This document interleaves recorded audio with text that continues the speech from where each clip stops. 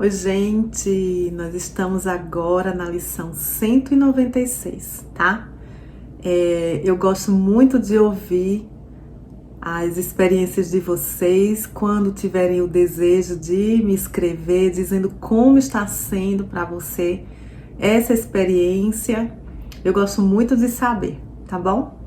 Então vamos começar com a nossa lição. A lição 196 diz assim: só posso crucificar a mim mesmo. Quando isso for bem compreendido e mantido em plena consciência, não tentarás prejudicar-te, nem fazer do teu corpo um escravo da vingança. Não atacarás a ti mesmo e reconhecerás que atacar um outro é atacar a ti mesmo. Ficarás livre da crença insana de que atacar o irmão te salva. E compreenderás que a sua segurança é a tua e através da sua cura, tu és curado. Eu acho que nesse ponto aqui que nós chegamos, quem chegou aqui na lição 196, né, com seriedade, já está tendo pelo menos uma diferença na hora de ver as coisas quando nós somos ofendidos, né? Aqui o que acontece comigo é que eu, embora às vezes ainda tenha aquela sensação de que estou sendo atacada, eu imediatamente procuro não entrar no pensamento de atacar de volta ou no pensamento de me vingar jamais. Compreendo que de alguma forma, né, eu estou equivocada quanto ao que estou pensando. E estou tomando como ofensa alguma coisa que na realidade não seria uma ofensa. Então eu vou procurar saber realmente dentro de mim por que eu me ofendi, liberar a pessoa, libertá-la, né? E esse trabalho tem sido de grande ajuda para mim, de grande cura, tá, amados? Então, comenta comigo como tem sido para você, tá bom? Talvez a princípio não compreendas como a misericórdia, que é ilimitada e que mantém todas as coisas sob a sua proteção segura, pode ser achada na ideia que praticamos hoje. De fato, ela pode parecer um sinal de que é impossível escapar ao castigo, porque o ego, diante do que vê como uma ameaça, não demora em citar a verdade para salvar as suas mentiras. Para nós é praticamente impossível achar que aquilo ali não é verdade. O ego faz questão, como ele diz aqui, de citar a verdade para salvar as suas mentiras. Tá? Porque ele mostra evidências e nós caímos facilmente nas evidências do ego, né? Entretanto, ele não pode deixar de fracassar em compreender a verdade que usa desse modo. Mas tu podes aprender a ver essas tolas aplicações e negar que parecem ter. Mas tu podes aprender a ver essas tolas aplicações e negar o significado que parecem ter. Assim também ensinas a tua mente que não és um ego. A gente ensina a mente que não é um ego, tá? Pois as formas com as quais o ego procura deturpar a verdade não te enganarão mais. Não acreditarás que és um corpo a ser crucificado. E terás na ideia de hoje a luz da ressurreição, olhando para o que está além de todos os pensamentos de crucificação e de morte, que são pensamentos de libertação e de vida. A ideia de hoje é um passo que damos para sair do cativeiro para o estado de liberdade perfeita. Vamos dar este passo hoje para que possamos seguir rapidamente o caminho que a salvação nos mostra, dando cada passo na sequência estabelecida à medida que a mente renuncia aos seus fardos um a um. Não precisamos de tempo para isso. Precisamos apenas de disponibilidade, pois o que parecia levar 1000 anos pode facilmente ser feito em um só instante, pela graça de Deus. Então, amados, dividindo aqui uma ideia, né, uma experiência que eu passei agora recentemente com vocês, eu fui levar o meu computador para arrumar numa loja que eu sempre costumo levar computador, celular quando quebra. E eles têm uma política lá de não cobrar pelo diagnóstico. Quando eu cheguei, tinha um rapaz novo lá. E ele, ao perceber que o problema era muito simples, né, e que eu ia poder resolver sozinha esse problema, eu só não sabia o que era, que eles iam diagnosticar e eu não ia ter que pagar nada. Essa é a minha interpretação do meu ego, tá? Então ele não queria pegar o meu computador. Ele dizia que eu tinha que levar na Apple o computador, porque aqui eles não iam arrumar, porque eu ia pagar, mas eles não iam conseguir saber qual era o problema, e ele fez tudo para não ficar com o meu computador. E como a dificuldade de fazer esse trabalho na Apple é muito grande, né, para marcar um dia para ir, eles são sempre muito difíceis, eu queria meu computador de volta rapidinho. A loja é aqui do lado da minha casa. Eu falei para ele, não, mas vocês precisam arrumar o meu computador, porque a minha mãe arrumou esse mesmo problema no computador dela aqui. Foi muito simples, foi muito rápido, em meia hora eles conseguiram arrumar o problema dela, e o meu é igual ao dela.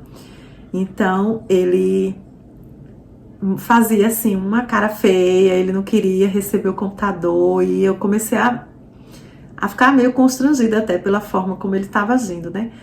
E ao chegar em casa, o meu ego começou a querer atacá-lo, né? E eu comecei a pensar assim, eu vou ligar para o gerente dessa loja e vou denunciar esse rapaz, eu vou dizer que ele não está querendo receber, e eu sou uma cliente antiga desse lugar. E minha mente começou a buscar todos aqueles ataques. Mas imediatamente eu já senti dentro de mim uma rejeição, e é isso que eu queria dizer a vocês, que agora parece que a gente já não está mais entrando completamente na ideia, porque a gente já percebe que o ego está tomando conta, né? E que a gente tem que tomar uma atitude diferente, a gente tem que ver aquilo de uma forma diferente. Então eu tenho que ver que aquele ali sou eu, vamos dizer que eu estivesse naquela mesma ilusão dele, né? Onde eu não estivesse preocupada com o cliente, mas eu estivesse preocupada com o dinheiro. E eu tive que voltar para dentro de mim, ao invés de brigar com ele lá fora e ir para o gerente, eu disse, não, eu vou fazer essa briga dentro do meu ser, que eu preciso encontrar perdão e abençoá-lo. Eu preciso entender que ele sou eu, que nós somos um, e que eu poderia estar cometendo esses mesmos erros que ele, mas graças a Deus, Deus tem aberto a minha consciência. Então eu o abençoo, eu o perdoo, e tive uma atitude completamente diferente daquilo que eu teria antes, mas teve uma luta, né? Teve uma luta dentro de mim, e o que eu posso entender é que agora a luta não é mais lá fora. Aquela luta que seria lá fora, onde eu iria reagir atacando, ela passou a ser dentro do meu ser, onde eu digo, não, mas você vai ter que largar esse ego e você vai ter que ter uma atitude diferente, senão você não pode gravar vídeos do 100 para as pessoas. Eu me ameaço assim. Então, continuando, o lúgubre e desesperançado pensamento de que podes atacar os outros e salvar a ti mesmo te pregou a cruz. Talvez parecesse ser a salvação, mas representou apenas a crença segundo a qual o teu medo de Deus é real. E o que é isso senão o inferno? Quem poderia acreditar que o seu pai é um inimigo mortal, separado de si e à espreita para destruir a sua vida e riscá-lo do universo sem ter o medo do inferno no coração? Então, o medo de Deus, amados, é justamente o meu medo de estar sendo atacada por essa pessoa que eu falei para vocês, de estar sendo enganada ou de estar sendo rejeitada, Esse é o medo de Deus, porque Deus é o ser individual, como Joel nos ensina, tá? Então, no que a gente pensa que está sendo atacado, a gente passa a ter medo de Deus, que é o nosso irmão. E esse medo nos leva à nossa própria crucificação, porque nós aí atacamos e crucificamos a nós mesmos. Tal é a forma da loucura em que acreditas. Se aceitares o pensamento amedrontador de que podes atacar um outro e ficar livre. Enquanto essa forma não for mudada, não há esperança. Enquanto não vires que isso tem que ser, pelo menos, inteiramente impossível, como poderias escapar? O medo de Deus é real para todo aquele que considerar esse pensamento como verdadeiro. E ele não perceberá a sua tolice e nem chegará a ver que ela existe para que seja possível questioná-la. Então a gente acredita no ego imediatamente.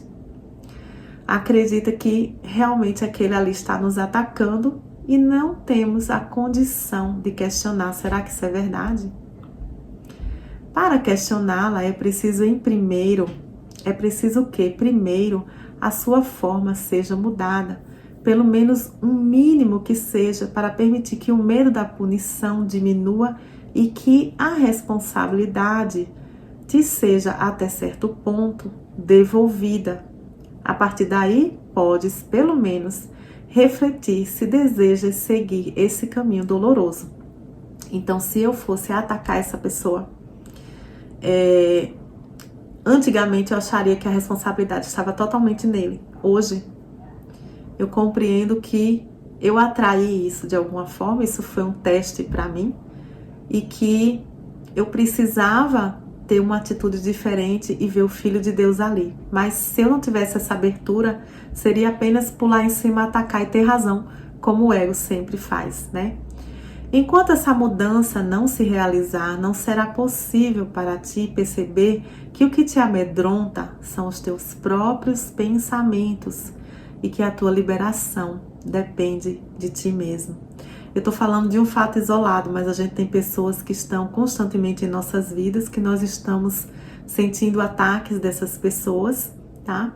E sofrendo com esses ataques. Ou a gente está constantemente atraindo esse mesmo tipo de pessoas para trazer os mesmos tipos de problemas, e são os nossos pensamentos a respeito da pessoa e a nossa falta de liberação e de perdão que faz com que a gente tenha medo e continue aprisionado na ideia e na situação da vida. Os nossos próximos passos serão fáceis se deres esse passo hoje, tá? O passo de questionar, de abrir a sua mente, a sua ideia. Pois uma vez que compreendas que é impossível que sejas ferido, exceto pelos teus próprios pensamentos, o medo de Deus tem que desaparecer. Não poderás, então, acreditar que o medo é causado por algo exterior. E Deus, que pensaste em expulsar, pode ser acolhido de volta no interior da tua mente santa, que Ele nunca deixou. Então, quando a gente se defende ou a gente ataca, né, a gente está expulsando Deus da nossa mente santa, né? Porque nós estamos atacando o próprio Deus. Ok. É certamente possível ouvir a canção da salvação na ideia que praticamos hoje. Se só podes crucificar a ti mesmo, não feriste o mundo e não precisas ter medo da sua vingança e da sua perseguição. Nem precisas esconder-te aterrorizado do medo mortal de Deus que a projeção esconde atrás de si. O que mais temes é a tua salvação. Tu és forte e é força o que queres, e és livre e feliz pela liberdade. Buscaste ser fraco e cativo, porque temias a tua força e liberdade. No entanto, nelas está a salvação. Ele mostra aqui que o nosso medo está projetando novas situações iguais a essa, né? O nosso medo de Deus. do outro está fazendo com que aquela situação se repita, com que ela se projete para o futuro e aconteça novamente. O mais importante é libertar, perdoar e ver somente Deus. Procurar isso, ver somente Deus. Não acreditar no que a mente está dizendo, tá? É um processo que o Espírito Santo certamente é quem faz. A gente só se abre para ele, né? Há um instante em que o terror parece dominar a tua mente de modo tão total que parece não haver nenhuma esperança de escapar. Quando reconheceres de uma vez por todas que é a ti mesmo que temes, a mente se perceberá dividida. Então, só a mente agora, você vê o seguinte, você tá morrendo de medo daquela pessoa, tá? Do que ela vai fazer, de como ela vai agir. Então, você tem a certeza de que ela está te atacando. Mas, quando você perceber que você é você mesmo, são os seus próprios pensamentos que estão te atacando, aí a tua mente se divide. E ela diz assim, será? Entendeu? E é nesse ponto que você tem a chance de escolher diferente, tá? E isso havia sido ocultado enquanto acreditavas que o ataque podia ser dirigido para fora e retornar de fora para dentro. O inimigo que devias temer parecia vir do exterior. E assim um Deus fora de ti veio a ser o teu inimigo mortal, a fonte do medo. Então, ele está mostrando ali que a pessoa não está te atacando, mas você está interpretando dessa forma e está amarrando a pessoa nessa condição, fazendo com que ela te ataque. Porque você está fazendo com que, você está projetando, fazendo com que se repita aquilo que você teve medo da primeira vez, tá? E você acha que o ataque é da pessoa para você, mas na realidade o ataque é seu para a pessoa. É porque você não reconheceu o Filho de Deus nela, tá? Então, ao invés de você levantar o Cristo nela, você está levantando a inconsciência dela, você está levantando aquele ser nela que é o puro ego, ao invés de estar vendo o espírito da pessoa, tá? Agora, por um instante, um assassino é percebido dentro de ti, ansioso pela tua morte, ocupado em planejar castigos para ti até a hora em que puder, enfim, matar-te. Entretanto, esse instante é também o momento em que vem a salvação, pois o medo de Deus desapareceu. E podes chamá-lo para te salvar das ilusões através do seu amor, do amor de Deus, chamando-o de Pai e a ti mesmo de filho. Reza para que o momento possa ser logo hoje. Afasta-te do medo e avança para o amor. Não há pensamento de Deus que não te acompanhe para ajudar-te a alcançar esse instante e superá-lo rapidamente com segurança e para sempre. Quando o medo de Deus tiver desaparecido, não existirá mais nenhum obstáculo que ainda permaneça entre tu e a santa paz de Deus. Como é benigna a misericórdia, como é benigna e misericordiosa a ideia que praticamos. Dá-lhe boas-vindas como deverias, pois é a tua liberação.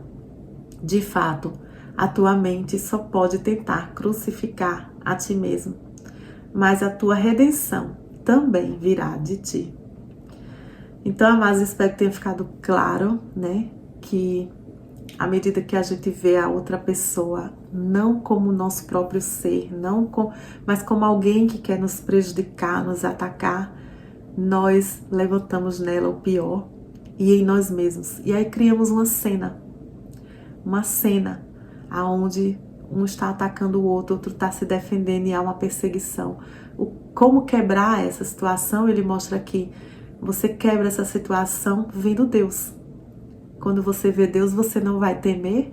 Não temendo, você não vai criar a cena e você o liberta e é também liberto da ideia de ataque, tá? Então ele diz que essa é a tua salvação. Essa pessoa é justamente aquela que veio te salvar, te ensinar a amar, te ensinar a perdoar e saber que ela é você, É o próprio Deus se expressando ali na tua frente, tá? Namastê, queridos, nos vemos.